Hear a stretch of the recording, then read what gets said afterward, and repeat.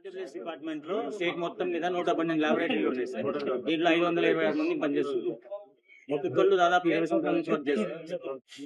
Recent గా మన election అయిపోయి మన గవర్నమెంట్ వచ్చిన తర్వాత ల్యాబ్లలో నుంచి కొంతమంది తొలగిస్తున్నారు. వీళ్ళని తీసేసి వాళ్ళ తరపు మనుషులు పెట్టుకోమని చెప్పి చెప్తున్నారు. యాక్చువల్ గా మనకి గవర్నమెంట్ ఆఫ్ ఇండియా నుంచి లాగిన్స్ ఇచ్చారు సార్ మా పేర్ల మీద. ఈఎంఐ జాబ్ కూడా తొలగించారు. ఉంది సార్ నాకు తీసేచ్చే ఇబ్బంది పెట్టి సార్ జాబ్ తీసేస్తే ఏ పని చేయలేను. నా ఏజ్ 40 సంవత్సరాలు సార్. నాయన ఎంతో 13 సంవత్సరాలు సార్. నాన్న చనిపోయి 13 సంవత్సరాలు సార్.